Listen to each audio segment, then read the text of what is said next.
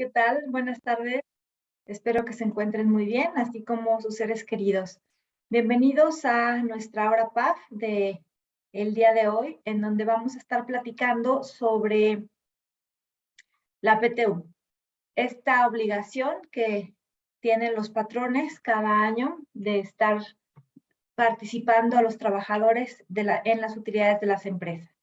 Vamos a centrarnos en la sesión de hoy a la duda más recurrente, que es cómo se calcula la PTU y cómo se considera ahora el tope derivado de la reforma laboral que tuvimos en abril de 2021, la reforma en donde se prohíbe la subcontratación laboral, y derivado de esta modificación surgen varias modificaciones y se pone un tope, una limitante de reparto de PTU.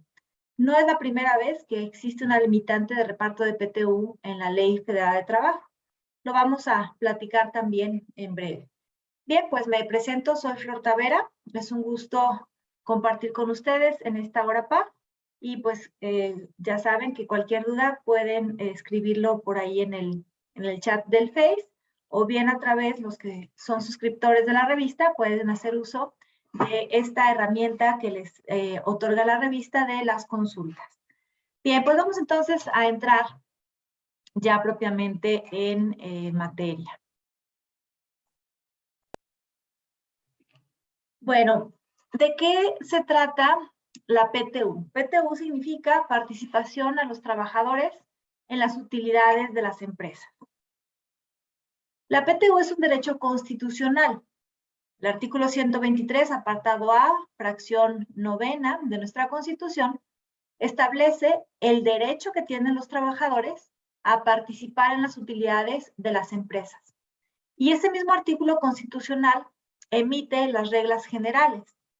Estas reglas generales se bajan a la Ley Federal de Trabajo, en donde se encuentran las reglas más puntualizadas, las reglas ampliadas sobre el reparto de la PTU.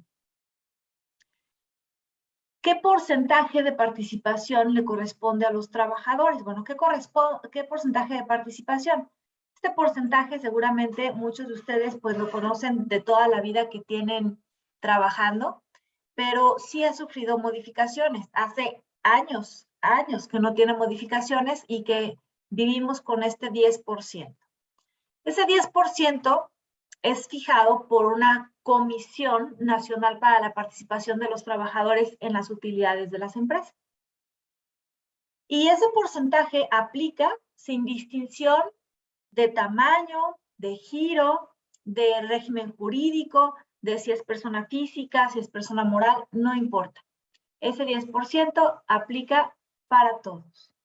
Y se calcula sobre la renta gravable de conformidad con las normas que fija la Ley de Impuestos sobre la Renta. Entonces, la PTU no se calcula sobre la utilidad financiera, se calcula sobre la utilidad fiscal, porque esa es de la que tiene conocimiento y control, manera de fiscalizar las autoridades. De tal manera que ahí sí depende de qué régimen fiscal se encuentre el patrón, que el cálculo de la renta gravable para reparto de PTU puede ser de una forma o de otra. Vamos a revisar cuál es este cálculo para personas morales. Partimos de los ingresos acumulables, los mismos ingresos acumulables y en las mismas fechas que para impuestos sobre la renta. Artículo 17 de la ley de ISR. Los idénticos, sin modificar ninguno. A los ingresos acumulables se le restan las deducciones autorizadas del artículo 25 de la ley de ISR y que cumplan con los requisitos del artículo 27 y que no sean no deducibles listados en el artículo 28. Las deducciones autorizadas que aplicamos para ISR, igualitas, las aplicamos para determinar la base de la PTU. Aquí empiezan las diferencias. Ingresos acumulables es igualito, deducciones autorizadas es igualito. ¿Dónde hay diferencia entre la base fiscal y la base de PTU? Aquí empieza. Porque el legislador considera que para determinar la base de PTU es lógico restar aquellas cantidades que el artículo 28, recordemos que el 28 nos habla de no deducibles, en su fracción 30, no permitió que el patrón dedujera porque eran ingresos exentos para el trabajador. ¿Por qué ahora sí me permite el legislador restarlos? Pues porque esas deducciones que se me impidieron fueron beneficios para los trabajadores. Es por eso que ahora sí se permite disminuir de la base de reparto porque finalmente es un beneficio que ya recibió el trabajador. Entonces, se permite deducir aquellas cantidades que no fueron deducibles por ser ingresos exentos al trabajador, ya sea en un 53 o en un 47%. Uno de los dos es el que aplicó la empresa de no deducible y ahora lo va a poder restar de la base de reparto de PTU. Y listo. Con esto determinamos la base de reparto. Esa base de reparto la multiplicamos por el porcentaje que platicamos en la lámina anterior y nos va a dar como resultado la PTU a repartir, la PTU calculada, la que vamos a distribuir entre los trabajadores. Algo muy importante es que no podemos disminuir pérdidas fiscales pendientes de amortizar. Eso no se puede disminuir de la PTU. Ni tampoco podemos disminuir de la base de la PTU que pagamos en ese ejercicio fiscal, como sí lo podemos hacer cuando determinamos el impuesto sobre la renta. Creo que me explico mejor con esta lámina. Es una comparación entre la base de ISR y la base para PTU. Si se fijan, partimos de los mismos ingresos acumulables, idénticos. Y les restamos exactamente las mismas deducciones autorizadas. Hasta aquí no hay ningún cambio. Ingresos menos deducciones. Para ISR no podemos disminuir, no podemos considerar deducciones autorizadas el 53 o el 47% de los pagos que el patrón le hizo a los trabajadores y que a su vez fueran exentos para ellos. Pero para la PTU sí podemos restar ese 53 o 47% de los pagos que se hicieron a los trabajadores y que a su vez eran exentos para ellos. Ahí tenemos una primera diferencia entre la determinación del ISR y de la PTU. Ahora, otra diferencia. Para determinar la base de impuesto, puedo restar la PTU que se pagó en ese ejercicio. Si estoy determinando la base de 2021, puedo restar la PTU pagada en mayo de 2021, pero para PTU no la puedo restar. Hasta aquí me va a dar como resultado la utilidad fiscal y todavía a la utilidad fiscal le puedo restar las pérdidas pendientes de amortizar. Si tuve pérdidas en 2020, 2019, puedo disminuir esas pérdidas de la base fiscal de los siguientes 10 ejercicios hasta agotarlas. Y recordemos nada más que si no lo hice, no hice la disminución en un ejercicio teniendo derecho a hacerla, pierdo el derecho de disminuir la pérdida. Pero para la PTU no se permite disminuir ninguna pérdida. Si tuviste pérdida en 2020, no la puedes disminuir de tu base de PTU para 2021. Y entonces aquí ya tenemos que el resultado fiscal es 1. En este ejercicio el resultado fiscal es más bajo que la base de reparto de la PTU por el efecto de poder restar la PTU pagada y las pérdidas pendientes de amortizar de la base del impuesto, no así de la base de la PTU. Cada régimen fiscal tiene sus propias particularidades de determinación de reparto. Como estamos en una hora PAF, que como su nombre lo dice, pues dura una hora, no vamos a profundizar en el conocimiento de los temas de la PTU. Para esto, el día de mañana tenemos un curso aquí en su casa editorial Casia Creaciones, en la revista PAF. Tenemos un curso donde profundizaremos de todos los temas de la PTU. Ahí también platicaremos de cómo se determina la base de PTU para los distintos regímenes, para todos los demás que no estamos viendo en esta ocasión. ¿Cuándo se entrega la PTU? La Ley Federal del Trabajo señala que se debe de entregar dentro de los 60 días siguientes a la fecha en que deba pagarse el impuesto anual. Fíjense que no dice a la fecha en que se haya pagado. Independientemente de que se haya pagado, que se haya cumplido con la obligación en tiempo y forma o no, la PTU se tiene que entregar dentro de los 60 días siguientes a que deba pagarse la PTU, el impuesto anual, perdón. Oye, y si una persona moral presentó su declaración en enero, a partir de la fecha de presentar su declaración, ¿cuenta los 60 días? No. La ley me dice siguientes a la fecha en que deba pagarse. Él cumplió, la persona moral cumplió con su obligación anticipadamente. No se esperó la fecha límite, pero hace referencia a la fecha de trabajo a la fecha en que deba pagarse, a la fecha límite. Y nos dice 60 días, de tal manera que 60 días se llegan el 30 de mayo. Aquí tenemos que tener mucho cuidado de no hacer el pago después, porque cuando somos fiscalistas estamos muy acostumbrados a pensar en cuestiones fiscales y no laborales. Y aquí estamos en un tema laboral. Si nosotros pagamos después del 30 de mayo la PTU, aunque la hayamos pagado, nos podemos hacer acreedores a una multa. Y las multas, las sanciones por incumplir o incumplir fuera de tiempo con la PTU son por trabajador, no son por centro de trabajo o por evento, son por cada trabajador al que se afectó su derecho. Imagínense, nosotros como fiscalistas, pues estamos muy acostumbrados a decir, pues el Código Fiscal de la Federación señala que me libero de la multa si se cumple de manera espontánea. Pero aquí no estamos en un tema fiscal, sino en un tema laboral. Y para los temas laborales no aplica la liberación de la multa que establece el Código Fiscal de la Federación. Entonces, si pagamos fuera de tiempo, aunque hayamos pagado, ya nos estamos haciendo acreedor a una multa. Y para personas físicas, esos 60 días se cumplen el 29 de junio.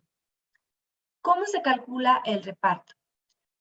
Bien, de entrada tenemos algunos trabajadores que no tienen derecho a reparto. Los directores, los administradores, los gerentes generales. Que es muy importante ubicar que un gerente general no es un gerente de área, ¿sí? Entonces, ubicar que el gerente general tenga actividades de dirección y ahí sí quedaría excluido. Tampoco tienen derecho al reparto los trabajadores domésticos, los trabajadores y trabajadoras del hogar. Ellos no tienen derecho a reparto. Ni tampoco los trabajadores eventuales, ojo, eventuales, con menos de 60 días durante el año. Si yo tengo un trabajador que nada más laboró 59 días, pero su contrato no era eventual, sino indeterminado, él sí tiene derecho a reparto. A los que está excluyendo el legislador es a los eventuales y solamente si trabajaron menos de 60 días. Si trabajaron más, sí tendrán derecho aún que sean eventuales. Y también tenemos que tener cuidado con los trabajadores de confianza, porque nos dice la Ley Federal de Trabajo que para determinar el reparto de PTU con base a ingresos, no se debe de considerar el salario del trabajador de confianza si excede del 20% de lo que gana el trabajador sindicalizado con más ingresos. Me explico.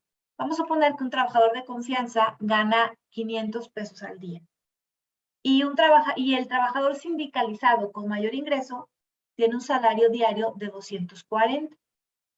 Bueno, pues al trabajador de confianza no le podríamos calcular la PTU que le corresponde con base a 500 pesos, que es su salario diario, sino con base al 240, que es el salario del trabajador sindicalizado que más gana, incrementado en un 20%, es decir, a 288 pesos.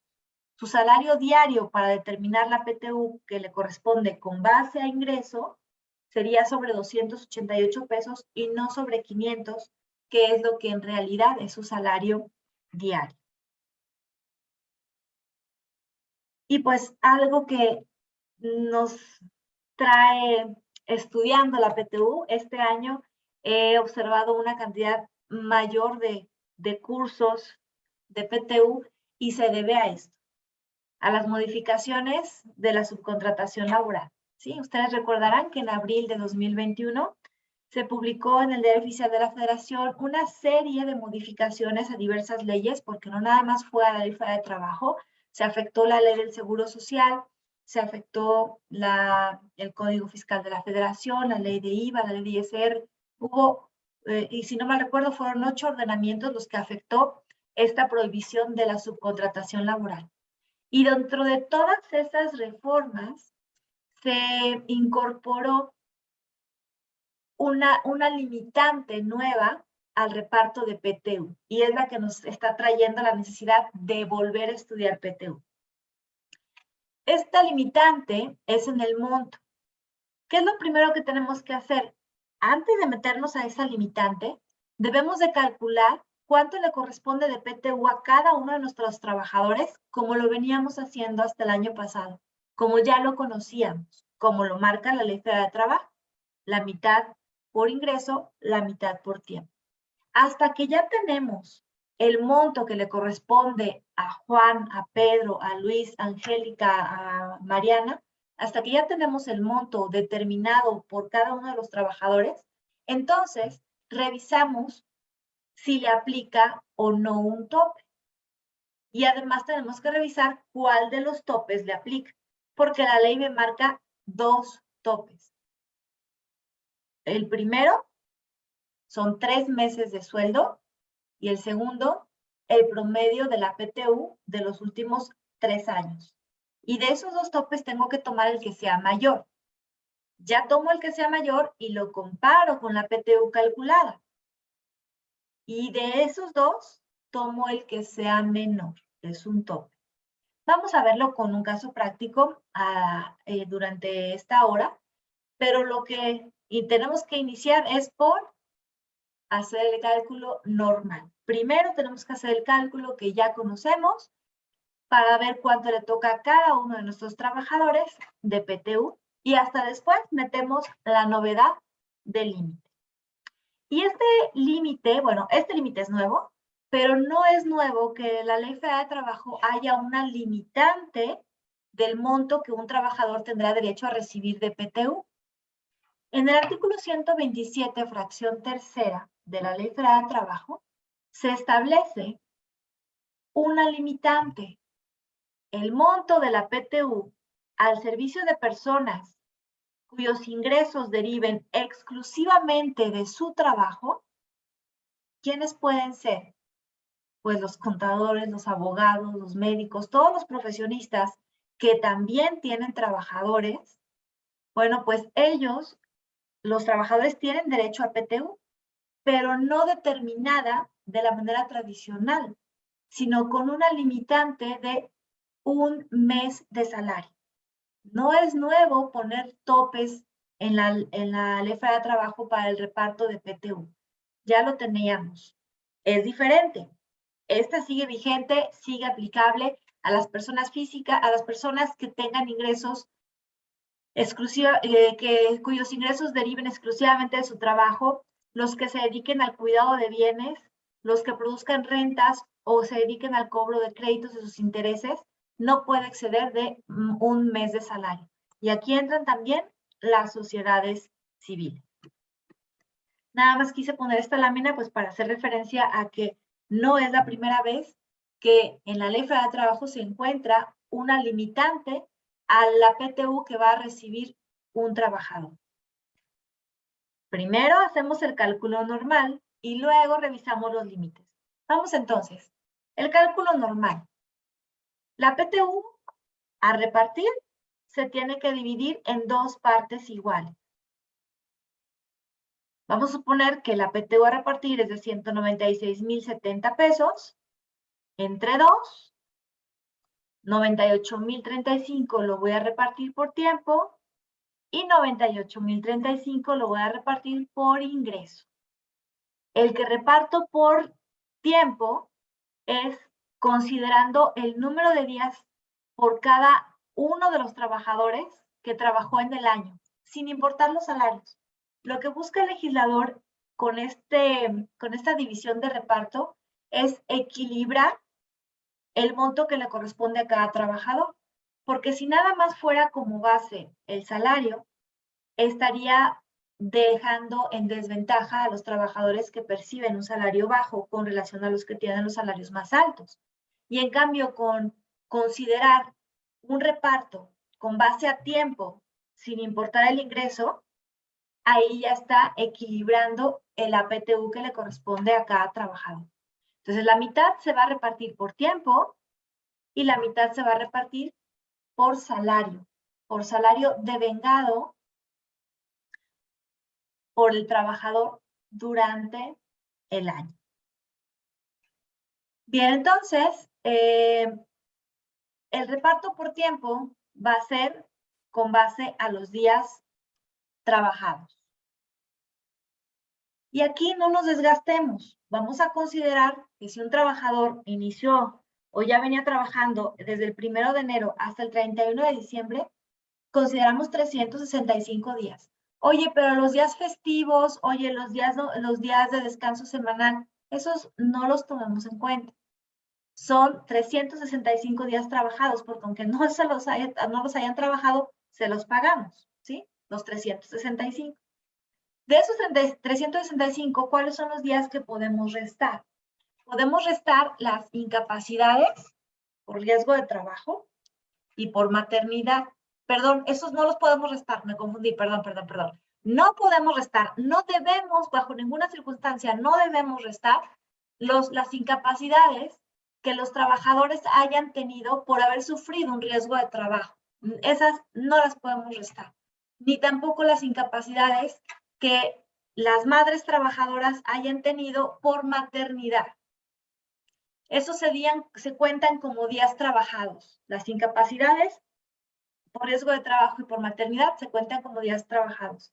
Vamos a suponer que tenemos un trabajador que lamentablemente sufrió un accidente el 1 de enero y le siguen dando renovación de incapacidad hasta el 31 de diciembre. Ustedes saben que lo máximo de incapacidad por riesgo de trabajo son 52 semanas, precisamente.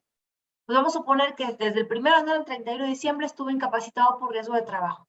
¿Le va a corresponder PTU por días trabajados? Sí. Oye, pero no trabajó ni un día.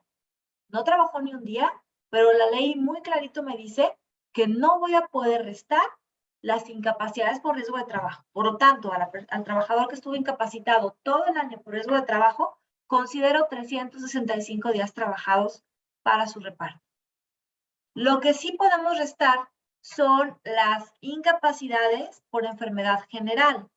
La ley no nos dice de manera expresa, ¿puedes restar las incapacidades por enfermedad general? No, no nos dice así de manera expresa.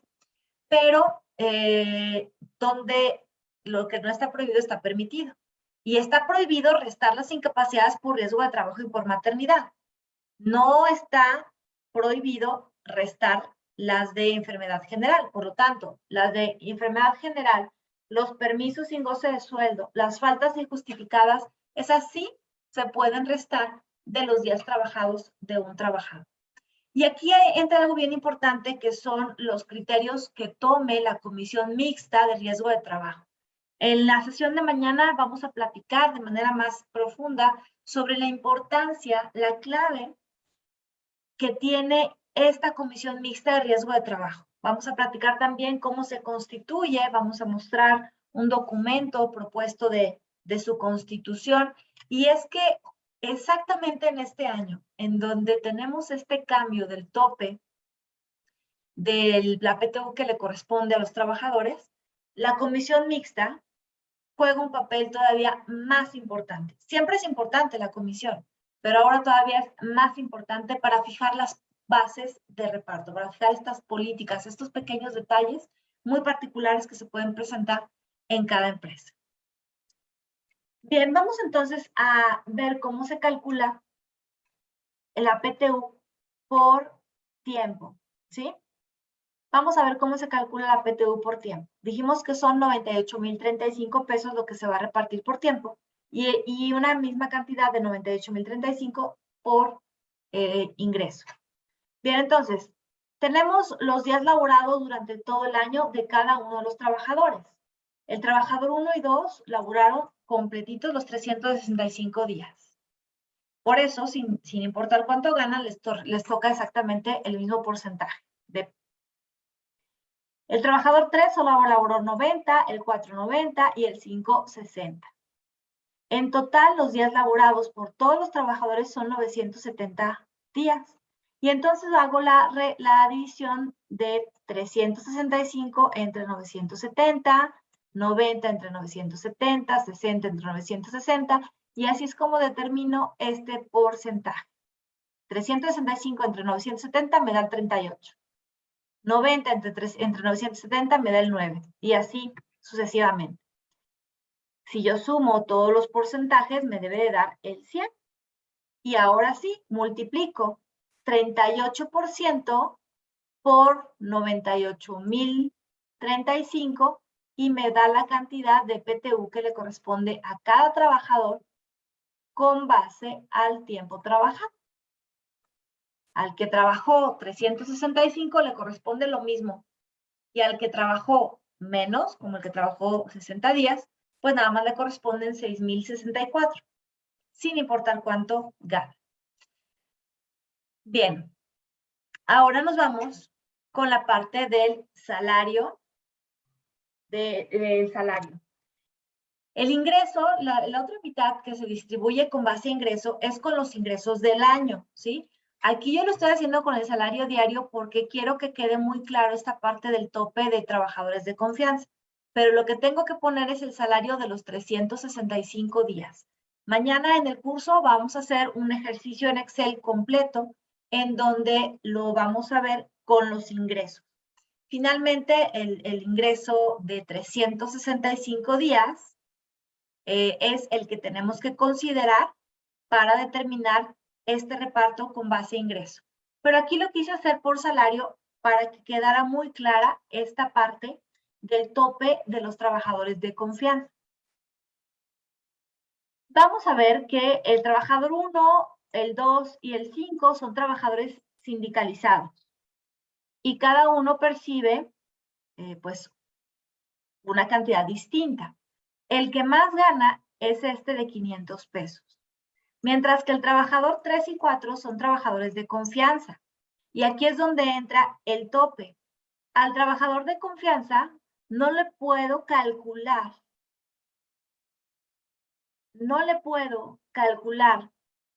la PTU que le corresponde con base a ingreso con su ingreso real.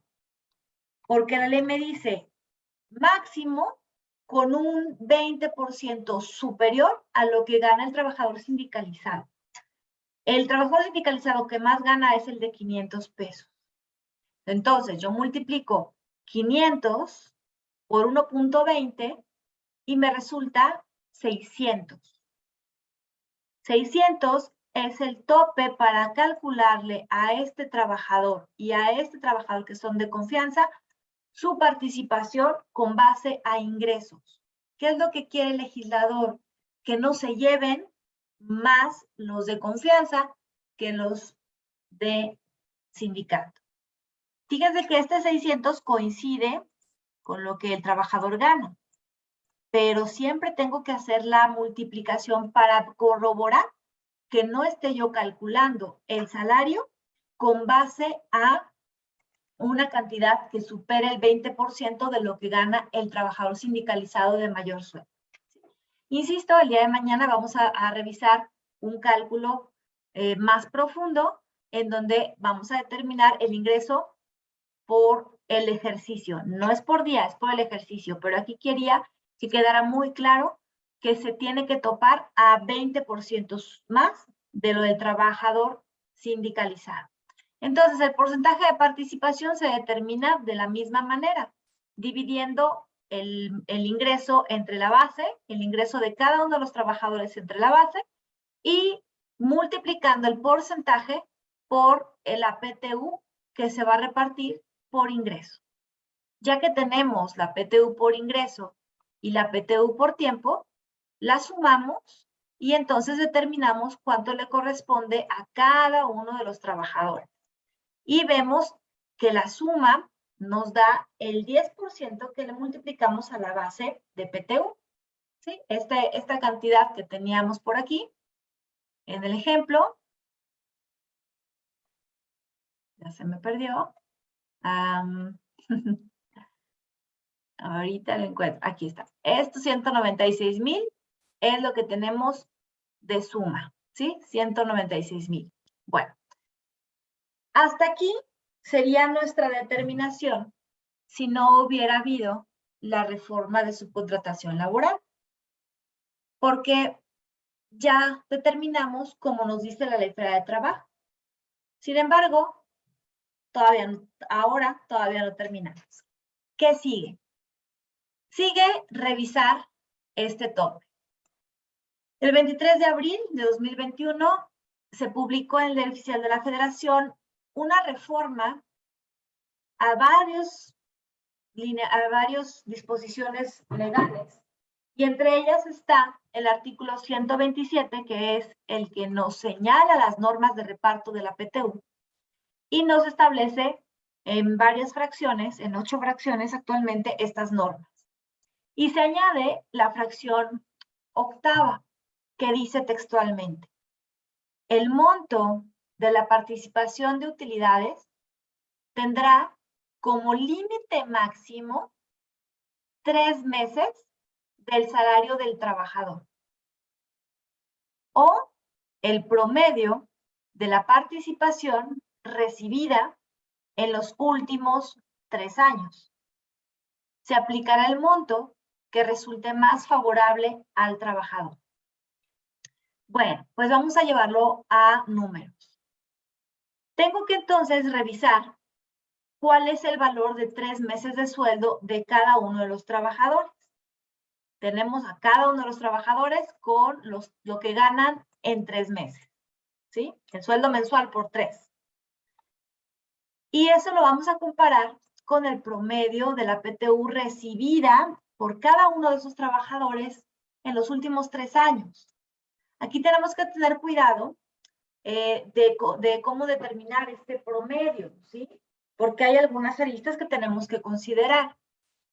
Por ejemplo, la guía que emite la Secretaría de Trabajo y Previsión Social para el reparto de PTU nos dice que en caso como este, en donde el trabajador sea de nuevo ingreso en la empresa y por lo tanto no haya tenido PTU en los últimos 3 años, consideremos aquí la PTU que le corresponde al trabajador de la misma categoría. Y aquí eso no viene ni en ley, no viene ni en reglamento, no está publicado en el Diario Oficial de la Federación. Son las interpretaciones que la Secretaría de Trabajo le da como sugerencia a esta arista de las muchas que se pueden presentar. Sin embargo, es bastante subjetivo. ¿Cómo vamos a determinar que un trabajador es de la misma categoría de otro? Por ejemplo, en este ejercicio, si nosotros revisamos el salario que percibe cada uno de los trabajadores, y también por eso quise poner aquí este ejemplo por salario diario y no por ingreso anual, fíjense cómo el trabajador sindicalizado 5 tiene un ingreso de 500 pesos, mientras que el 1 y el 2 tiene uno de 240 y el otro de 200 pesos. Entonces, no podríamos considerar que existe la misma categoría del trabajador 5 al trabajador 1 o al trabajador 2. Entonces, sigue quedándose en 0 el promedio de la PTU recibida en los últimos 3 años. Habrá casos con puestos muy específicos en donde sí podrá ser muy evidente que es el puesto de, que les gusta, es el puesto de operador de línea de servicio 1. Y entonces, si apenas se acaba de incorporar en la empresa, bueno, ver cuánto le correspondió a los operadores de línea de servicio 1 la PTU de los últimos 3 años. Pero ahí está bastante subjetivo, ¿sí? Por eso les comento que es súper importante las políticas que adopte la comisión mixta, porque esta comisión mixta, al tener representación del trabajador y del patrón en partes iguales, puede, para mi gusto, son válidas las decisiones que tome en el sentido de, a ver, qué categoría con qué categoría vamos a equiparar. O de plano no existe una categoría equiparable. Entonces, estos pequeños detalles son muy importantes y bueno, mañana lo platicaremos con más tiempo. Una vez que ya determinamos los dos topes, tenemos que elegir el tope que vamos a aplicar. Y aquí se elige el tope mayor, el tope más alto. Para el trabajador 1, el tope más alto es el del promedio de la PTU. Para el 2 también. Pero para el 3, el tope más alto es el de 3 meses de sueldo. Para el 4 también el tope más alto es el de 3 meses de sueldo. Para el 5 también. Entonces, para unos tomo un tope y para otros tomo otro. Es algo muy individual para cada trabajador. Una vez que ya determiné cuál es el tope que le tengo que aplicar a cada uno de los trabajadores, ahora comparo el tope con la PTU que le hubiera correspondido de no haber este límite. Y entonces tenemos que revisar y aplicar ahora el más bajo. Entre la PTU calculada y el tope aplicable para el trabajador 1, le corresponde el tope. Para el trabajador 2 también le corresponde el tope, es el más bajo entre la PTU calculada y el tope. Para el trabajador 3 no le corresponde el tope, le corresponde la suma de PTU, la PTU calculada. Así también para el 4 le corresponde la PTU calculada, no el tope. Y para el trabajador 5 también le corresponde la PTU calculada y no el tope. ¿Sí? Entonces, fíjense cómo puede ser distinto para cada uno de los trabajadores qué tope le aplicamos y si le vamos a pagar la PTU calculada o el tope aplicado. Y entonces, puede ser que en lugar de repartir 196,000 pesos de PTU, repartamos menos. En este caso, repartiríamos 153,000 pesos. Y entonces la diferencia entre 196,000 y 153,000 es de 42,335. Se repartió PTU de menos. ¿Qué se hace con esa PTU no entregada por el límite de la reforma de subcontratación laboral? Se van a encontrar un montón de opiniones.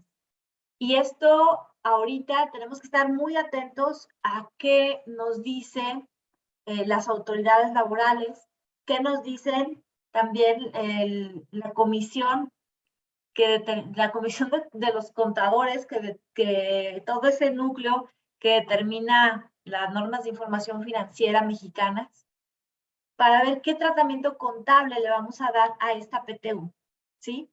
Algunas personas señalan que esa PTU que no se repartió se tiene que sumar a la PTU del año siguiente. Mi opinión personal, no es una consultoría, es mi opinión personal. Mi opinión personal es que esa PTU que no se reparte por haber aplicado el límite, no se tiene que sumar a la PTU del siguiente ejercicio. Porque la PTU que se tiene que sumar a la del siguiente ejercicio es la que no cobraron los trabajadores. La que estuvo a disposición de que los trabajadores pasaran a cobrar y no la cobraron. Esa es la que se tiene que sumar. El espíritu de esta modificación fue beneficiar a la empresa a cambio de que se quitara esta mala práctica del outsourcing. Entonces, es un beneficio directo para la empresa. Por lo tanto, en mi opinión personal, se tiene que restituir a la utilidad de 2021. Pero vamos a ver cómo nos dice, ahora sí que la Comisión de las Normas de Información Financiera, cómo lo vamos a restituir. O lo ponemos como un producto en 2022 o lo restituimos, lo sumamos a la utilidad de 2021. ¿Cómo lo haremos?